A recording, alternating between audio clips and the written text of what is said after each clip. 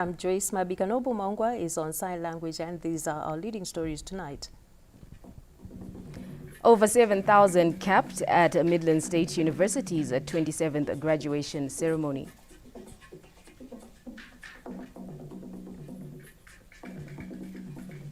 President Mnangagwa to officially open this year's Zimbabwe Agricultural Show tomorrow. Oversubscribed Mel Week draws international delegates to Masvingo.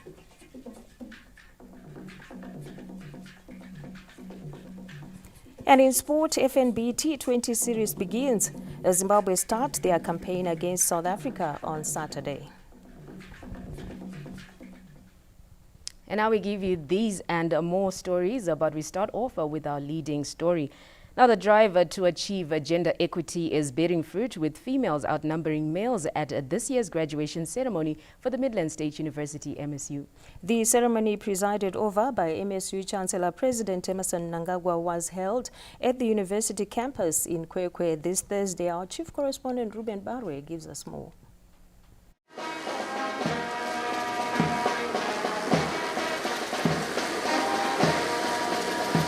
The 27th graduation of Midland State University saw 7,888 students being kept by the Chancellor President Emmerson Dambudzo Mnangagwa at their Kwekwe campus, where the Emmerson Dambudzo Mnangagwa Law School is housed. The Vice Chancellor of the university, Professor Victor Muzvidziwa, said the girl child is doing wonders. Today we graduate 7,888 graduates drawn from the university's 10 faculties.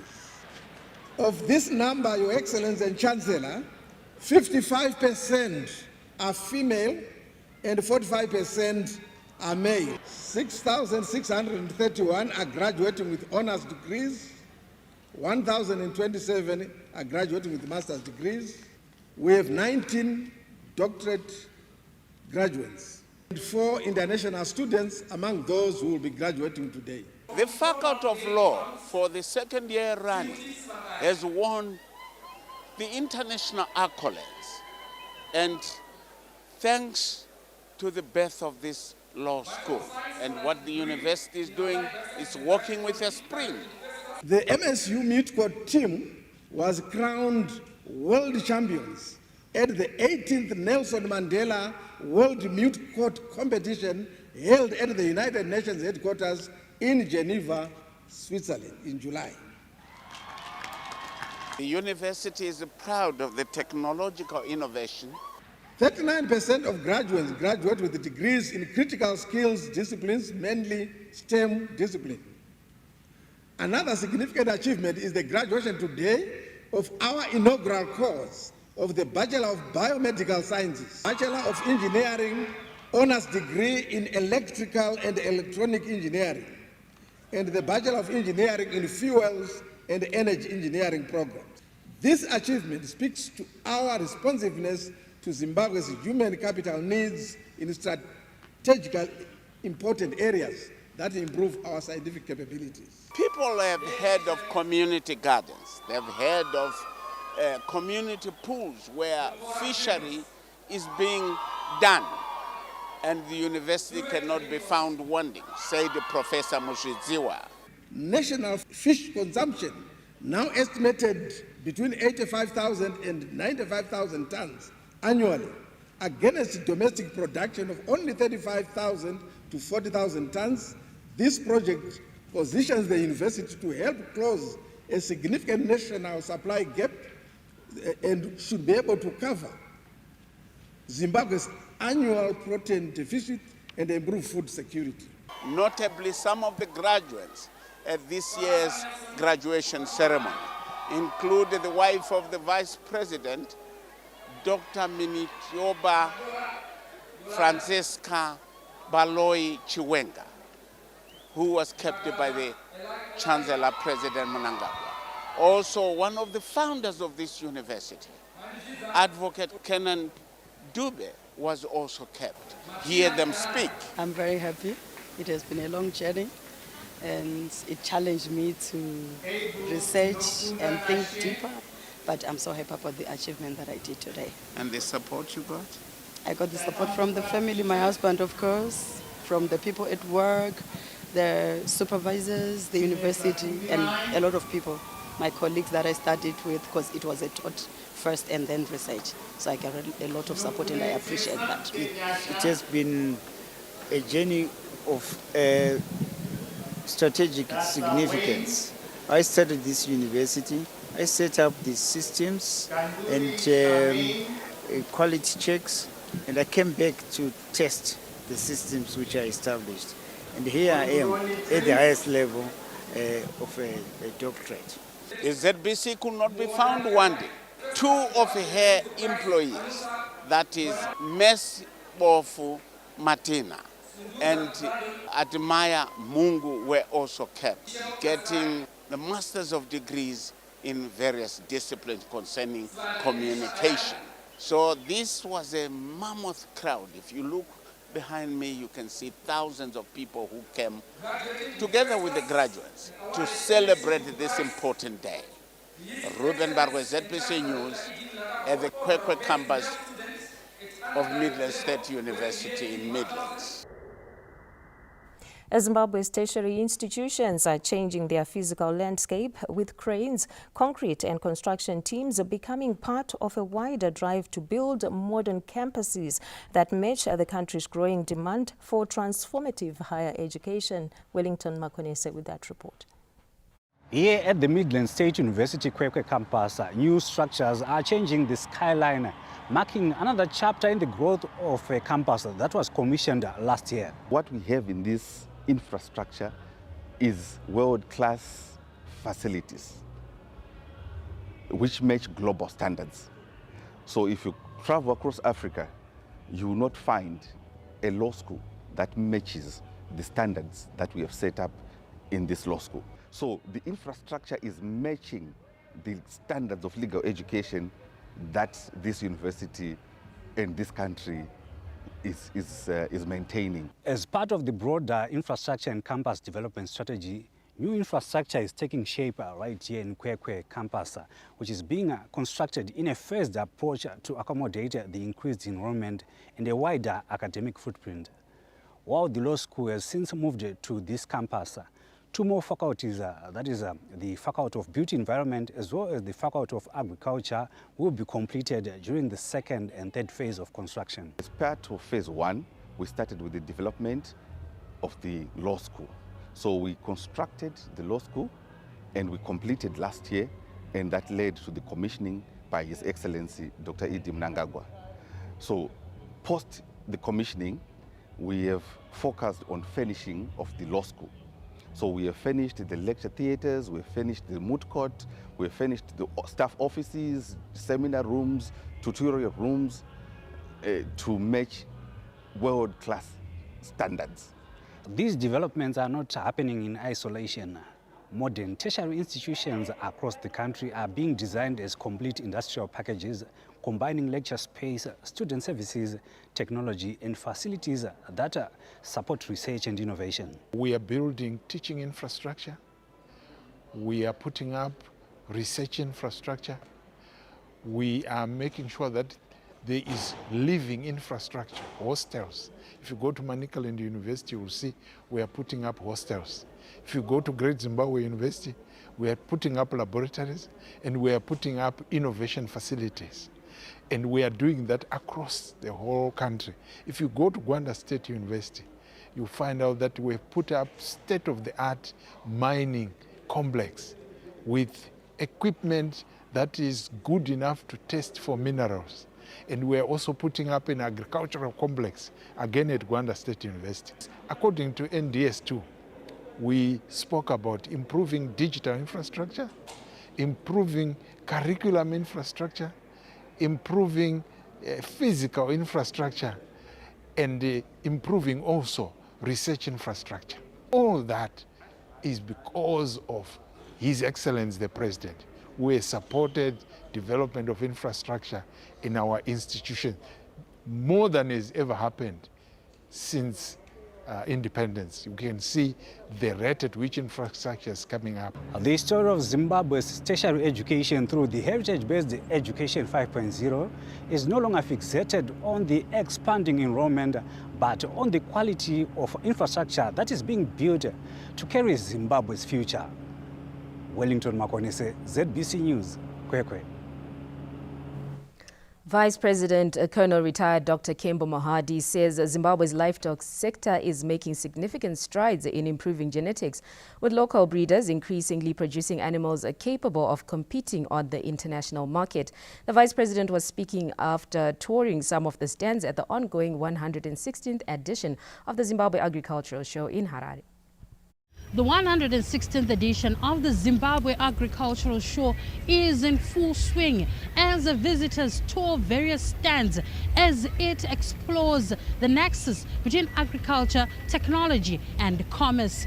The Vice President, Colonel retired Dr. Kembo Mohadi, managed to tour some of the stands here. What impresses me first is that the quality of the animals and also the quality of the stands themselves, they've quite improved a lot. And what we have seen here, the technology is playing quite an important role.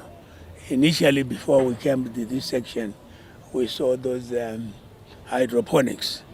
How the hydroponics were actually used in different ways. With agricultural shows being held across the country's 10 provinces, Vice President Mohadi says this is in line with government's vision of leaving no one and no place behind, saying these agricultural shows should extend to district level to ensure benefits for smallholder farmers. The importance of it all is that we are now able to reach the smallholder farmer out there through these shows. You are talking about the provincial ones, and I think it will also be prudent that we go to district level, so that those that are out there get to see how genetics can actually be improved, or they can improve their livestock. You see, this goes with our mantra, which says leaving no one and no place behind. So we need to get on board each and every individual that is involved in this sector. With over 600 exhibitors taking part in this year's Zimbabwe Agricultural Show, the President, Dr. Emmerson Mnangagwa, is expected to officially open the exhibition this Friday. Olina Ndori, ZBC News, Harare. The President, Dr. Emmerson Mnangagwa, will officially open this year's edition of the 116th Premier Farming Showcase at the Zimbabwe Agricultural Show on Friday. The Minister of Agriculture, Mechanization and Water Resources and Development, Dr. Anxious Masuka, reviewed the latest developments at the ongoing Zimbabwe Agricultural Show. The 116th edition of the Zimbabwe Agricultural Show has been well prepared. The space is fully taken, an increase in the number of exhibitors to 640 from 630 last year, and all the sections, tobacco, agri-produce, livestock, fully subscribed. The big day tomorrow, our guest of honor is His Excellency the President, Dr. E.D. Mnangagwa. Meanwhile, day 4 of the Zimbabwe Agricultural Show was characterized by tours by different ministers and engagements on various issues. The Minister of Information, Publicity and Broadcasting Services, Dr. Jemu Soda, toured exhibition stands under his portfolio, including the Zimbabwe Broadcasting Corporation stand, to assess digital and modernization systems. We are very much impressed about the work that is being done by our parastatals working together to ensure that the people of Zimbabwe are connected, the people of Zimbabwe are educated, and they are informed on time to make good decisions. Even farmers, I think they will be able to get information on time, even with the impending El Nino. Farmers have to make decisions on time, and we want to believe that with the current architecture that is available, people will be informed to make informed decisions. The key highlight of the fourth day of the Zimbabwe Agricultural Show was the Environmental, Social and Governance Conference, where issues related to sustainable production systems took center stage, with the Zimbabwe Agricultural Society Deputy President Mr. Mishek Kachere calling for strategies aimed at sustaining or consolidating the current gains. You make sure that whatever you do is long-term, is productivity-based, is responsible. Mines and Mining Development Minister Dr. Paulette Kambamura also explained the importance of responsible mining activities. It's important that mining companies or all those that are in the extractive industry adhere to proper environmental and social governance structures or frameworks that speaks to their commitment to the environment. The stage is now set up for the official opening of this year's Zimbabwe Agricultural Show this Friday, as the country's farming industry targets mitigation strategies against local, global, as well as climate change shocks. Stanley James, ZBC News, Harare. Zimbabwe continues to gain global investor confidence after the World Bank removed it from its list of countries affected by conflict and instability. According to the World Bank's latest report, Zimbabwe is no longer considered a weak economy, attesting to the success of interventions by the Second Republic to stabilize and grow the economy. This comes at a time the World Bank earlier this year ranked Zimbabwe among the fastest growing economies in sub-Saharan Africa, following an economic growth rate of more than 7% in 2025. The removal of Zimbabwe's economy from the list of weak economies is also an endorsement by the Bretton Woods Institution that the economy is on track to achieve growth. Rising foreign currency receipts, stable inflation and exchange rates, and strong growth in productive sectors supported by prudent fiscal and monetary policies have helped the economy exceed annual growth expectations. Analysts have commended government for what they described as a policy masterstroke that has managed to tame inflation and deliver economic stability in the country. This comes after Zimbabwe recorded a 2.9% inflation rate in August, the lowest for the country since 1980. UK-based businessman Mr. Nkosinathi Zvimba, who is in Zimbabwe for the agricultural show, says the 2.9% inflation figure is a stark contrast of the yesteryear hyperinflationary environment. This is actually one of the greatest things for Zimbabwe, considering in 2007, 2008, we had a serious hyperinflation of which we were like a laughingstock of the world. But now, with these policies which have been implemented, and then the government driving for everything like mining, agriculture, all this is actually the achievement of 2.9. It's been driven by all these steady policies and the confidence in the market. Economic analyst Mr. Marlon Gwadu believes the downward spiral of inflation resonates well with the projections made 2 years ago, an indication of policy efficiency. We're seeing a historical trend in the sustained reduction of the inflation level, which is at an all-time, historical in the sense that we're seeing a single-digit inflation going on a downward spiral, which speaks to the policy results that have been orchestrated by the Monetary Policy Authority, which is largely contractionary and meant to ameliorate exchange rate volatility as well as inflation pressures. So this is sustained, this is stability, and most importantly, we are having international confidence being gained in the local market. Another UK-based analyst, Mr. Tulani Liwayo, says the period of extreme inflation has finally been arrested, hence creating the much-needed confidence in the local economy. The years of high inflation have left us with a very high accumulated cost of living. But what is encouraging is that this stability is coming alongside greater monetary and fiscal discipline. And this is where the recent Citigroup's assessment is particularly interesting. Citi's argument is essentially that Zimbabwe's economic fundamentals may be improving faster than its international reputation. By achieving the single-digit inflation, Zimbabwe has successfully satisfied one of the 8 conditions precedent to the transition to a monocurrency system. Owen Mandova, ZBC News, Harare. As we continue to analyze Zimbabwe's historic economic milestones of reaching the lowest single-digit inflation for the first time since 1980, we have in the studio Dr. Nyasha Kaseke to discuss more regarding this development. Welcome to the main news. Thank you very much. So inflation milestones to a historic single digit. What does this mean for Zimbabwe, and what do you attribute this to? I think first of all, let's celebrate the country that it has managed to achieve a single digit inflation, which is actually below 5%, which is highly recommended as compared to other comparator countries that we have. What it simply means is that on average, the prices have increased by 3%, which is an acceptable level in terms of increase in prices in general. And these have been attributed to quite a number of factors.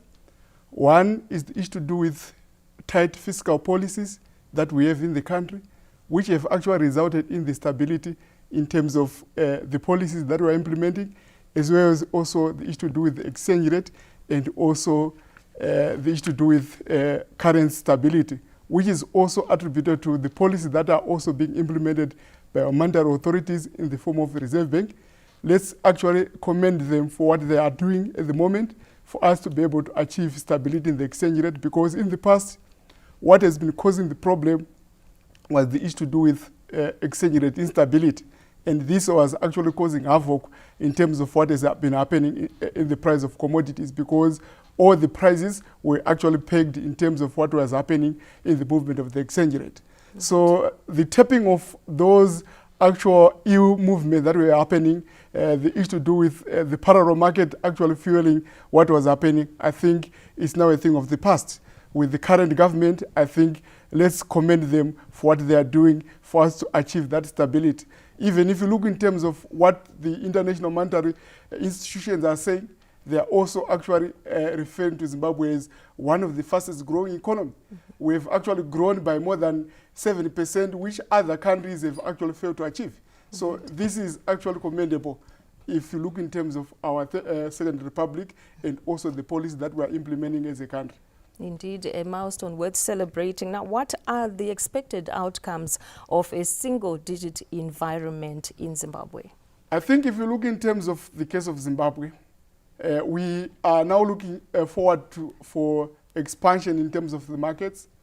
We also have to look forward in terms of attraction of foreign direct investment, because prices are now going to be stable. And if prices are going to be stable, the real return that investors are going to get is going to remain positive. And this is actually going to even attract domestic investors to go and invest and also expand the production. And in terms of this, all the sectors, if we look in terms of all the sectors, they are now contributing positively. The mining sector, the output of gold have actually surpassed previous targets that we actually have as a country. The agricultural sector, we have seen tobacco also surpassing which means actually this is actually going to build now confidence in terms of investors that Zimbabwe is one of the countries where we can put our money, where we can now go and invest. And also the stability in the policies are also going to result in stability in terms of whatever we do. Look in terms of what other countries have done. And if you look in terms of Zimbabwe, yes, we have got our own problems, but the stability that we've actually experienced for the past 1.5 to 2 years is actually positive. And if we look in terms of what is also happening in terms of the construction sector, there are a lot of positives that we are now seeing as a country. The construction of the roads, these are all positives. So our outcomes are going to be positive as a country, and we also expect this positivity to continue even in the future. All right, and how can the Reserve Bank of Zimbabwe and Treasury sustain this trajectory towards economic growth? I think the first thing that we should do as a country is to avoid surprises. We should not just introduce policies here and there or willingly. We should make sure that the policies that we are implementing or that we're introducing, we have fully actually researched for what their outcomes and also their effects. And if this actually happens, we would actually realize and see that we are going to have the positive development. Then secondly, we are also expecting maybe the central bank actually keep the local currency at a reasonable level so that we don't have too much money chasing too few goods, which can also cause or which can also result in the increase in prices of commodities, which can also fuel up what? Inflation. We also expect, again, issues to do with policies that actually promote production. For example, policies that actually promote localization of those commodities that we're importing. If we localize those commodities that we're importing, it also means that we're actually improving our local production as compared to import. Yes, we know that firms, they say that importing is cheaper, and so, but we should actually prioritize our own production, Zimbabwe first, as compared to importing from what other countries. Yes, it's cheaper, but what we should aim is to make sure that we use our own local commodities. In line with this, I think we've got the local content policy, the local content act. This should actually reward or incentivize those who are producing locally and also supplying our markets using our local production. I think if we do this, we expect to ensure that we will continue actually having this trend in terms of stable inflation in the country. All right. Well, Zimbabwe's future looks bright as we look at economic growth and as we celebrate this milestone, 2.9 inflation rate, the lowest for the country since 1980. We were talking there to Dr. Kaseke around that topic as he was just elaborating some of the issues around that. Thank you very much for coming through to the main news. Thank you very much. Good evening. We now take a look at other news where new judges to the Constitutional Court, Supreme Court, High Court and Labour Court have been sworn in at a ceremony held in Harare this Thursday. The details. From the Constitutional Court to the Supreme Court, the High Court and the Labour Court, a new complement of judicial officers has taken an oath of office this Thursday. The appointments come at a time when the efficiency, accessibility and independence of the justice system remain critical to Zimbabwe. With 2 appointed to the Constitutional Court, 7 at the Supreme Court, 17 to the High Court and 4 to the Labour Court, these judges now carry the responsibility of interpreting the law, protecting constitutional rights and ensuring justice is accessible to all. Zimbabweans would expect justice and constitutionalism because as a judge, you need to uphold the rule of law without fear or favor. That has been, I think, my trademark even in the High Court. I will make sure that I deliver my judgments timelessly and to make sure that whenever I'm dealing with a matter, I am a servant of the facts and the law. The extended bench is expected to strengthen access to justice and bring justice closer to people. Patience Nyagato, SABC News, Harare. The ruling ZANU-PF party says the legislative changes introduced through Constitutional Amendment Act number 3 are vital in sustaining the country's current economic trajectory. The ZANU-PF party says a Constitutional Amendment number 3 Act guarantees a policy continuity and ensures there is stability amid economic gains achieved under the Second Republic. ZANU-PF Secretary for Information and Publicity, Ambassador Christopher Mutsvangwa, who addressed journalists at the party headquarters in Harare this Thursday, following a Politburo meeting held this Wednesday, said the legislative changes will enable the president to continuously deliver development critical for economic growth. We are now very confident as a country about certainty of leadership. We are also confident of the stability of the political system, and we are very assured of the sustenance of the economic miracle which our president and his Second Republic has delivered. This was very, very important for a signal to the world that Zimbabwe can handle its affairs in such a manner that there is smoothness in any political systems which are sure of continuity and certainty. This is what we found in the Politburo yesterday. Every one of Politburo members, all of them were behind the leadership of the president. Ambassador Muchwangwa also indicated that preparations for the ZANU-PF National People's Conference are on course. It will be reviewing the work which has been done by the government as an executor of the policies of ZANU-PF. The elected government is the one which carries out the work on the ground, and the party reviews so that government can be given proper guidelines so that this good thing, this good story, which I have been talking about, can continue to get better. Meanwhile, the ZANU-PF UK district recently held a meeting and came up with proposals for consideration to be adopted at the party's National People's Conference to be held in October. The proposals include a motion to give the party's diaspora membership representation in the Central Committee. John Nandara, ZBC News, Harare. The Zimbabwe Broadcasting Corporation, ZBC, has returned to profitability after recording a surplus of over 200 million ZiG in 2025. The development is a major turnaround from a loss of over 300 million ZiG in 2024. This was revealed by ZBC board chairperson Ms. Harriet Rushwaya during the National Broadcasters Annual General Meeting in Harare this Thursday. Addressing delegates, ZBC board chairperson Ms. Harriet Rushwaya said the improved performance was largely driven by license fee revenue following the enactment of the Broadcasting Services Amendment Act No. 2 of 2025.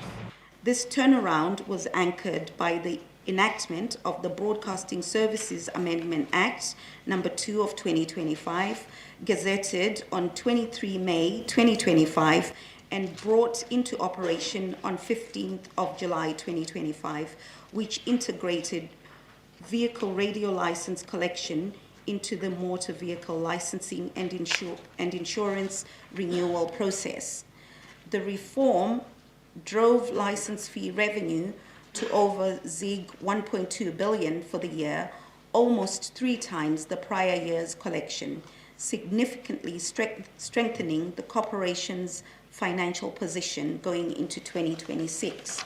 Looking to the year ahead, the board is mindful that the government's revision of the broadcasting license tariffs, effective 15th of January 2026, will reduce per unit license fee rates, even as the corporation continues to depend on this revenue stream for the greater majority of its income.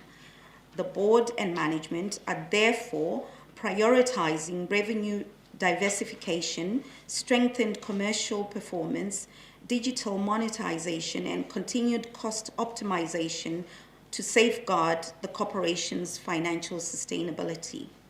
ZBC Chief Executive Officer Mr. Sugar Chagonja highlighted significant investment made towards upgrading transmission infrastructure, increasing content production, and strengthening online streaming services. Our Engineering and Broadcast Technology Department commissioned 2 modernized television studios and a master control room and 8 digitalized radio studios and Montrose studios, while progressing development of our Z Plus over-the-top platform, deploying enterprise resource planning, ERP, automation modules, and installing a media asset management MAM system. Our News and Current Affairs division completed a transformative shift to stand-up news presentation, grew ZBC News online past 1 million followers, and saw one of our producers honored at the African Media Awards in Addis Ababa, Ethiopia, demonstrating the growing reach, relevance, and competitiveness of ZBC's journalism and digital content. Content and programming performance was equally encouraging. The Television Productions and Services Department introduced 9 diverse programming genres against a target of 6, delivered 8 planned flagship productions, and produced 2,280 television episodes across ZBC TV and Jive TV. The annual general meeting also adopted the 2025 audited financial statements. In terms of our operating profit, Honorable Minister, it grew to 334, a turnaround from an operating loss of 291 million, which was recorded in the year 2024. The total comprehensive income was 241 million. And this was against a comprehensive loss of 1.1 billion that was incurred in 2024. The result was achieved notwithstanding an increase in cost of sales, which accumulated to 582 million from a prior year figure of 560 million. This was reflected coming in from the salary increases and the higher content costs. The Minister of Information, Publicity and Broadcasting Services, Dr. James Soda, welcomed the turnaround, urging the corporation to strengthen its mandate to inform, educate and entertain the nation. ZBC's strategic plan running from 2026 to 2030 must now be translated into tangible and measurable results. As the shareholder, we expect to see 1. Stronger and growing audiences. 2, compelling and competitive Zimbabwean content. 3, expanded geographical and digital access. 4, diversified and sustainable revenue streams. The 5th expectation, modern and reliable broadcasting infrastructure. 6, stronger corporate governance and accountability. 7, greater contribution to Zimbabwe's creative economy. And lastly, a skilled, innovative and performance-driven workforce. We will measure transformation not by the number of initiatives launched, but by the impact that ZBC will have on its audience. The meeting comes as the public broadcaster continues with efforts to bolster its financial base, modernize infrastructure, and improve programming across radio, television, and digital platforms. Festus Mkungurutse, ZBC News, Harare. Zimbabwe and the Netherlands are exploring a potential Dutch investment in water management at Lake Chivero as the two countries broaden cooperation in trade, horticulture and investment. Let's get that report. A Dutch company is assessing potential investment opportunities in water management at Lake Chivero, opening a new avenue for economic cooperation between Zimbabwe and the Netherlands. This was revealed when the Netherlands ambassador to Zimbabwe, His Excellency Matthias van Eeuwen, met with the Vice President, Colonel Retired Dr. Kembo Mohadi at his Munumutapa offices in Harare this Thursday. Water management is also something we are very, I think, good at the Netherlands. So actually today there's a Dutch company also paying a visit to Zimbabwe to explore potential investment in Lake Chivero. So he has a meeting with also Minister of Finance. So that's really early phase, but I think that has also a big potential that the Netherlands and Zimbabwe can work together on water management, and particularly here in the Lake Chivero in Zimbabwe. The Lake Chivero initiative is expected to extend Zimbabwe-Netherlands cooperation into water management, complementing existing partnerships in agriculture and trade. Indeed, so we have quite a strong, good cooperation with Zimtrade, also supporting Zimtrade with expertise from the Netherlands. As you might know, a lot of your horti products is exported to the Netherlands, mostly to our port of Rotterdam. So there's a lot of cooperation in terms of expertise, sharing knowledge. These sectorial partnerships are contributing to broader commercial ties, with bilateral trade having doubled over the past 4 years, while Netherlands Zimbabwe Business Network is helping connect companies and identify new opportunities. Olina Andori, ZBC News, Harare. The implementation of the land tenure system, which offers landowners title deeds, is in full motion, with more than 20 billion United States dollars said to be unlocked in value, thereby accelerating agricultural transformation. Zimbabwe's agricultural land was dead capital before the introduction of the Title Deeds program in October 2024, which ditches the 99-year leases which was used by government since the land reform program in the year 2000. A high-level breakfast stakeholder meeting was held in Harare, which included 6 cabinet ministers which are involved in the core of the land administration system. Under one roof, we have brought together the Surveyor General for Parcel Confirmation, the Valuation Department for Assessments, Legal Compliance Officers for Verification, Banking Institutions for Financial Processing, and the Deeds Office for Final Registration. A farmer now walks into one coordinated system where their application moves seamlessly from desk to desk. The philosophy that the president exudes is agriculture can cause rural development. Rural development can catalyze rural industrialization. That rural industrialization can facilitate and accelerate the attainment of Vision 2030. The Minister of Finance, Professor Mthuli, said the new Title Deeds program will unlock value to the tune of 20 billion United States dollars, while Minister of Justice, Honorable Ziambi, noted that the use of offer letters was highly unsustainable, leaving government with debts. The clever ones here were not paying. They said, I don't own the land, I'm not going to pay. Then Mthuli ended up with a debt owed to suppliers. Because once there is property rights in the spirit of rural costs, and you've claimed on that land, banks will find it easy to lengthen the horizon of investment on that land. You too will find it easy to request a longer loan. A chairperson of the Land Tenure Implementation Committee, Dr. Kudakwashe Tagwire, noted that the new Title Deeds program is the best that has happened under the Second Republic and also aligns with the country to achieve Vision 2030. 20 billion is locked up in value. When this land, when everyone is an offer letter, they don't have, that land has no value to anybody. By issuing title, we will now have value. What that also means is that government, even if you have a mortgage, what that means is that government can actually borrow against that title to do other infrastructural programs.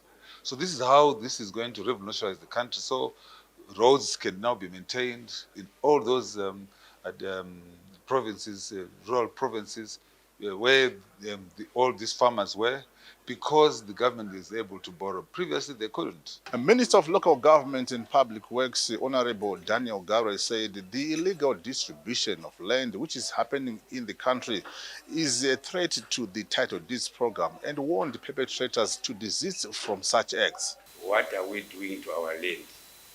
Why is it that our land in the 8 rural provinces is so vulnerable to the extent that we have now come up with what we are calling sub-book deals?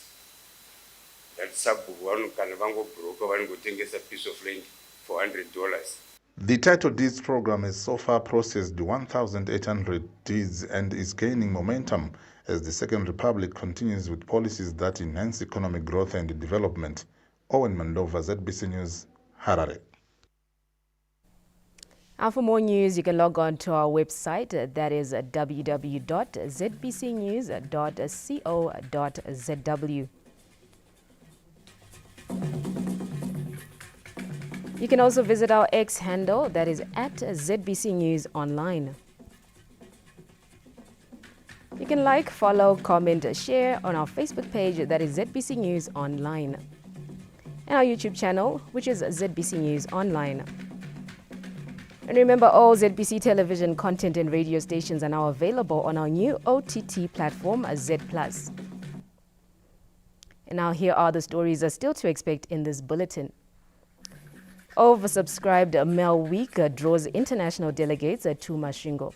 And in sport, FNB T20 series begins. Zimbabwe start their campaign against South Africa on Saturday. Main News takes a break. We will be back with some more updates.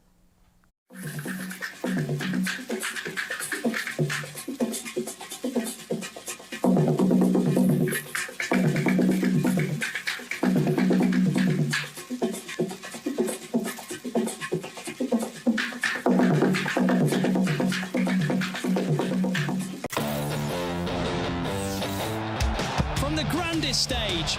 The badges change, but the passion remains. It's a special goal. Cometh the hour, cometh the man. This football is from the heavens. What a story this is. 10 months of drama lie ahead. The stage is set. Get and stay connected to DSTV Compact for only $32 and catch the world's best football. It's on.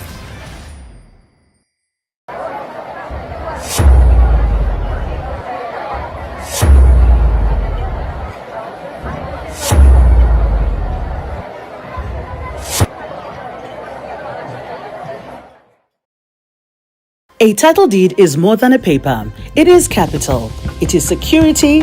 It is the future of Zimbabwe's land.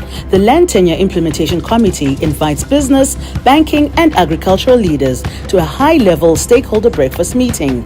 Thursday, 27th August, Hyatt Regency Hotel, Harare at 8 a.m. Hear the framework. Question the committee. RSVP by 22nd August. Visit the Land Tenure Implementation Committee Facebook page. Scan the QR code to register. You'll be notified.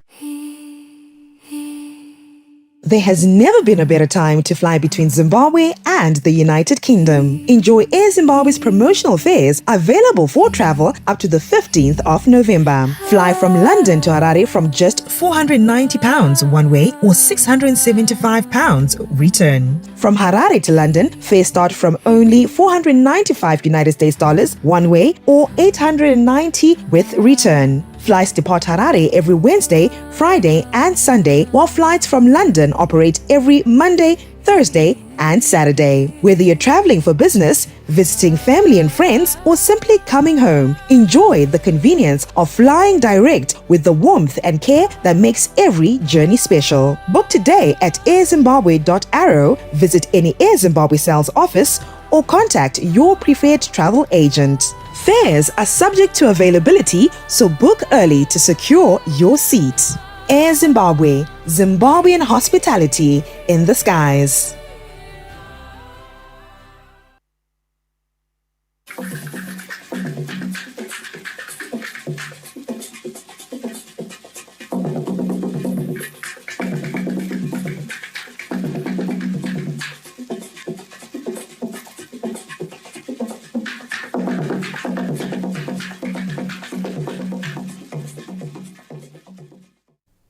Thank you for staying with us. You're still watching the main news. The Commander-in-Chief of the Zimbabwe Defense Forces, President Dr. Emmerson Mnangagwa, has promoted Major General Thomas Moyo to the rank of Lieutenant General upon retirement. John Nandara gives us the details. An investiture ceremony held at Defense House in Harare this Thursday was confirmation of the promotion of Major General Thomas Moyo to the rank of Lieutenant General upon retirement after 46 years of service. Speaking after conferring new insignia on the newly promoted senior officer, Commander Zimbabwe Defense Forces General Emmanuel Matatu reflected on the illustrious career of Lieutenant General Moyo. I can also vouch for your loyalty, your dedication to duty, and your attention to detail. Your operational capabilities are beyond reproach. General, you grew up in the system. The ZDF remains your home. Please keep in touch and please participate in our activities as and when you are able to. Lieutenant General Moyo expressed gratitude for the elevation. I am deeply grateful for the experiences and the challenges I faced during my service and the various appointments I held, which shaped my career. Let me indicate that every promotion comes with a difference, and no two promotions are alike. But one aspect that remains common and consistent in all promotions is happiness. I'm overcome by an ecstatic rush of intense happiness and excitement, thrilling with deep emotion. The investiture ceremony was attended by commanders and senior officers from the Zimbabwe National Army, Air Force of Zimbabwe, and other service chiefs. John Nandara, ZBC News, Harare.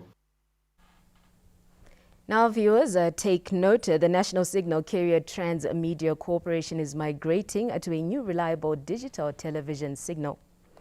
Our viewers must manually retune and adjust their set-top boxes to the new frequency as the digital television signal migrates from Eutelsat 7B to Eutelsat 7C, ensuring continued access to free-to-air local channels. The migration deadline is this Friday. The Monitoring, Evaluation and Learning MEL Week, which will be held in Masvingo next week, has been oversubscribed, with international delegates also expected to attend. The development comes as government moves to enhance monitoring, evaluation and learning systems to improve implementation and completion of projects on time. Masvingo City is next week going to be hosting the second edition of the National Monitoring, Evaluation and Learning Week. And this place is going to be the venue. It is going to become more than just a hotel in Masvingo, but a hub of knowledge exchange as government, development partners and the community are coming together to review public projects and strengthen accountability. Over 1,000 delegates are expected to attend the MEL Week, which creates a platform to reflect on how Zimbabwe can advance inclusive evidence-based development through robust monitoring, evaluation and learning systems. We are looking at the monies that were injected in these projects. Is there value for money? So all these issues will be discussed during the MEL Week. As a precursor to the MEL Week, assessment of ongoing projects in Masvingo Province by the Special Advisor to the President responsible for monitoring implementation of government programs and projects, Dr. Joram Gumbo, continued this Thursday with focus on tourism and rehabilitation works on the Harare-Masvingo Beitbridge Highway. Dr. Gumbo was informed that the Great Zimbabwe Visitors Center, which is meant to enhance tourist experience at the World Heritage Site, is now complete and under the defect notification period. Extremely happy with the progress that I have seen taking place along this very important corridor road, not only important for Zimbabwe but even for our region as SADC. There are still anyway some issues to be attended to as far as the contractors are concerned, in order for them to finish up the works that they are doing in time. But it is very pleasing to see that only about around 30 kilometers of the road from Harare to Beitbridge is still to be attended to. From roads to schools, health to skills development, government says every project must have tangible results and a positive impact on livelihoods as the country moves towards attaining an upper middle income society by 2030. Fungai Jachi, ZBC News, Rutenga. And still on the Monitoring, Evaluation and Learning Week, which is approaching, here are some key messages about the event, which is being organized by the Office of the President and Cabinet and the United Nations Country Team. Now, Zimbabwe accelerates development under NDS2. Effective monitoring, evaluation and learning remains critical to ensuring that no investment is left without impact. From the community to the national level, monitoring, evaluation and learning helps turn evidence into action and action into results. Monitoring tells us where we are, evaluation tells us what changed, learning tells us how to do better. Now those pointers from Mel takes us to a break. We will be back.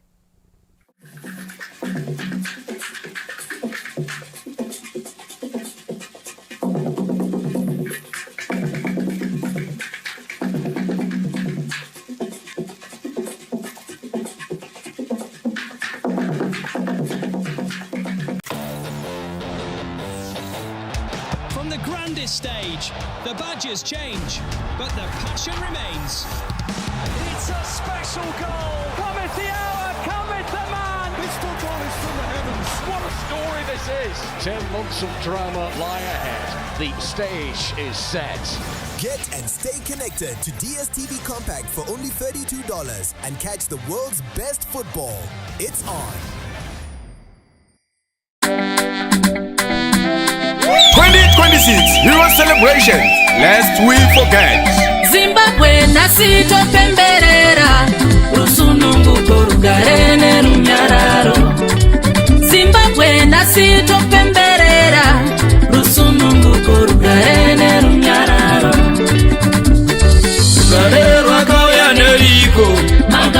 vakasvipira kusunungura nyika. Shati rugare rwakauya neiko, Makamba akasvipira kusunungura nyika. Namhla siyajabula vile nkululeko ihlala kahle. Namhlanje siyajabula vile nkululeko ihlala kahle. Namhla siyajabula vile nkululeko ihlala kahle. Ndokuthula. Heroes live in our hearts. We honor your service.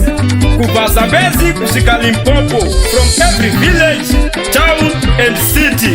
We are one people, one nation, bound by sacrifice, peace and hope. Together we build, together we protect, together we rise. This message is brought to you by the Ministry of Information, Publicity and Broadcasting Services. Missed the breaking news on ZBC? Missed your favorite show again because you were stuck at work? Not anymore. Introducing Z Plus, the new ZBC OTT platform. Listen to Radio Zimbabwe, Classic 263, Power FM, National FM, or any of your favorite ZBC radio stations live and stay connected to the latest music, sport, talk shows on radio wherever you are. You can also stream ZBC television live and catch up on news, dramas, sport, gospel, or your classic shows whenever it suits you. Listen and watch on your phone, tablet, or smart TV, anytime, anywhere. Download the Z Plus app now from the Google Play Store or Apple App Store, or visit zplus.co.zw. Z Plus, home in your pocket.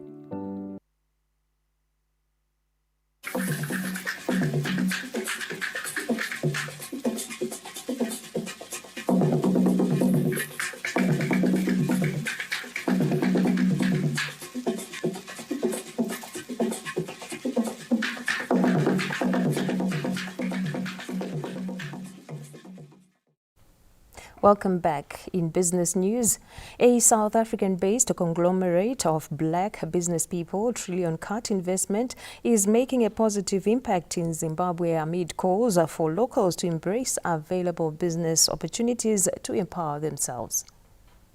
Trillion Cut Investments is making inroads in empowering black business people through its Pan-African initiatives meant to uplift the livelihoods of indigenous people. This has seen a number of Zimbabweans being lifted from humble beginnings to become business people of repute. We are not talking about ideas, PR exercises. We are speaking of things that already have an impact. I'll tell you one distributor who had nothing. The friend borrowed her 100 rands, not dollars, 100 rands. She took that. When I began this manufacturing a business, she bought stock with 100 rands. After that, today, she's buying stock of 100,000 rands per month. She has opened shops, not one shop. The chairperson of the investment initiative, Dr. Izwilezwi Hadebe, urged locals to cultivate an entrepreneurial spirit if they are to develop in their areas of jurisdiction. Zimbabweans, let us become entrepreneurs. Let's become entrepreneurs. Either you sell a matamati, you'll put food on the table. Don't be proud. Super proud. Do not seek to be a millionaire overnight. It will not happen by prayer. It will not happen by any chance or means. Need to start somewhere. And that's what we teach our distributors aid. Tengisa, sell. If you can't sell, you'll not do any kind of business. Because business is to provide a solution. The Trillion Investment Group is holding a 3-day business symposium at the Zimbabwe Trade Fair Exhibition Center in Lawayo, which ends this Saturday. Tafara Chikumira, ZBC News, Bulawayo. Now, business news takes us to the arts. Now, it's undeniable that senior citizens in Zimbabwe have a special connection to the late country music icon Dolly Parton's music. It's not just music that's played on the radio. It rewinds time. About love, think about me. I can give you more than you'll ever dream of. Lay down every heart. Citizens are paying tribute to the late legendary music and film icon Dolly Parton, not with grand concerts, but with stories and quiet tears. For them, Dolly was not just an American star. She was the soundtrack to their youth. Her music is not just for entertainment, but it's a time machine back to their youthful days. Knock, knock, knocking on heaven's door. I feel like I'm knocking on heaven's door. Knock, knock, knocking on heaven's door. Dolly Parton anounza ma-profound memories, so to speak. Takatanga kuteerera music ine ndandati kureiwo zvekuma-80s ikoko ndanda kuziva-zivawo. Yairidzwawo nemadzikoma edu nevabereki vedu.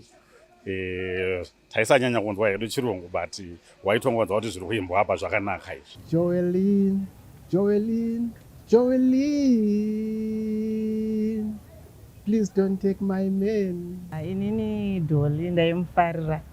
Ndainyanyufarira song yake kuti Dolly, Dolly. Inini Dolly Parton, I used to listen to her music when I was at high school. I remember we had my gramophone aya nezvima records zvekutenderera zveshe.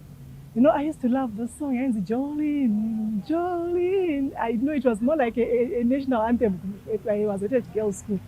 Dolly's music became the soundtrack to their youth, and every time they hear it, they are young again.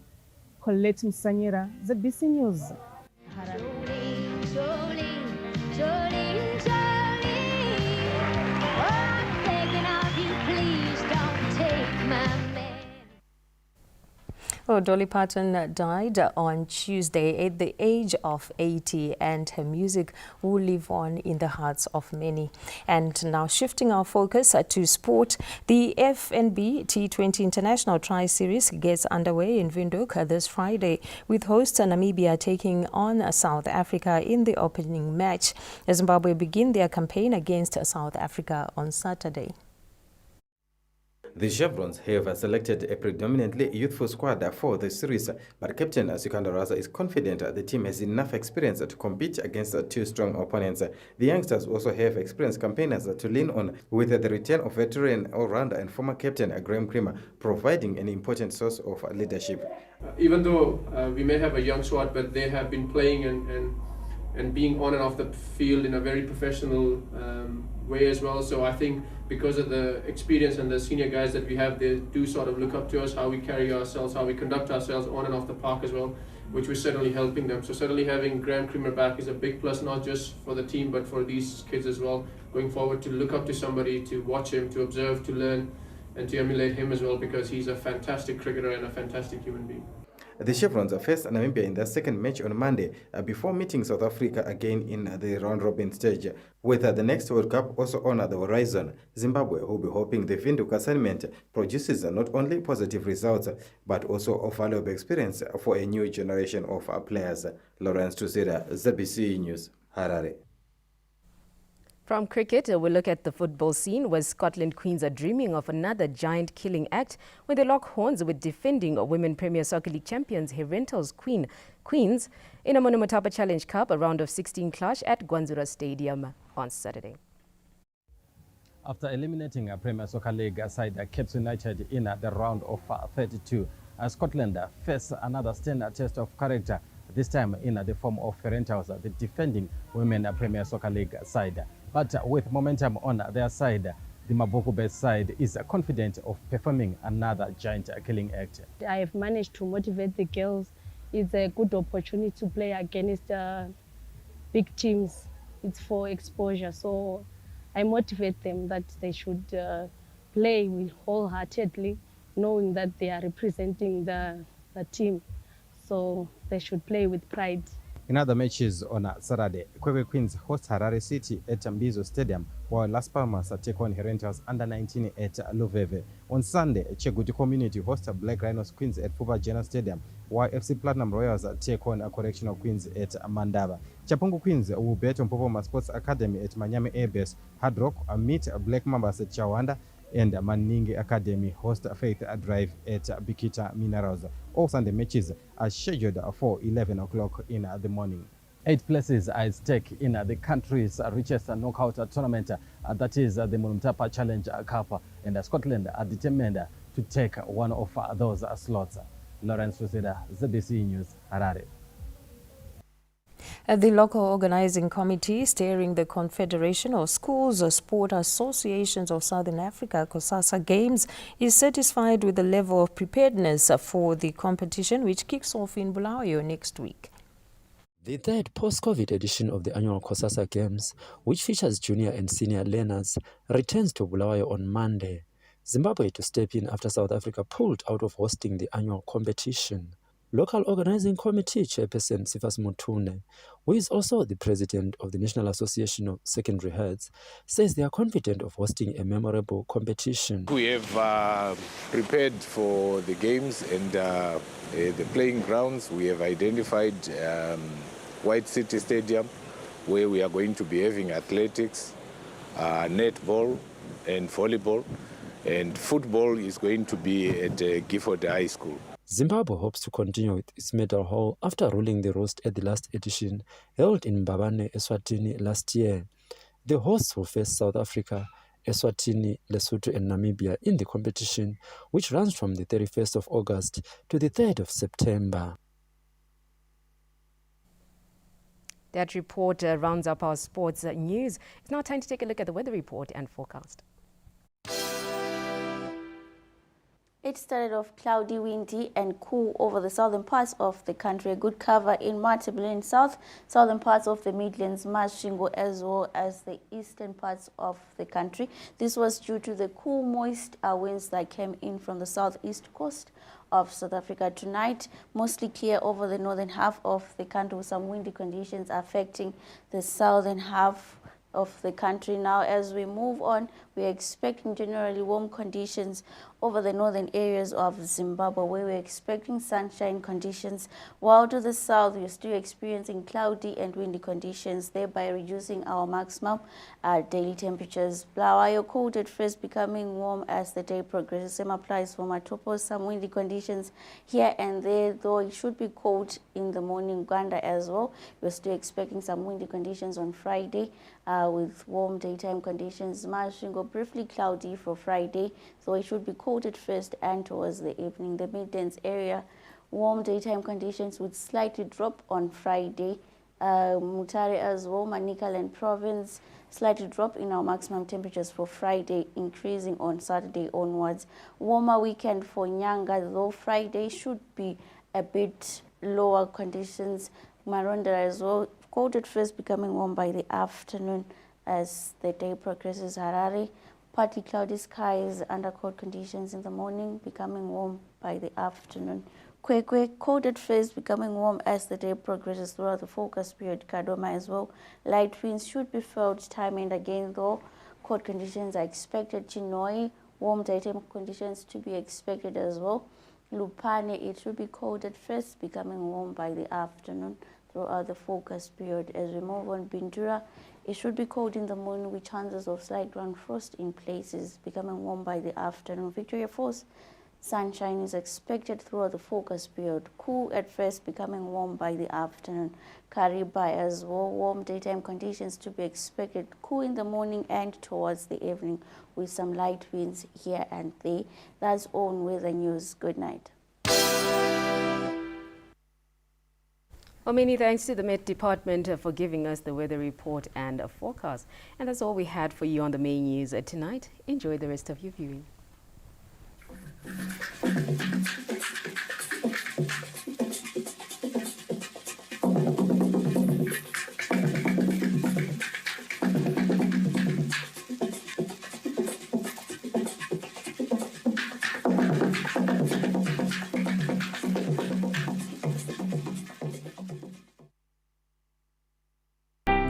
There is more that binds Zimbabwe and South Africa than the Limpopo River that divides them. It is a tale of two lands whose history is intricately intertwined. Today, the two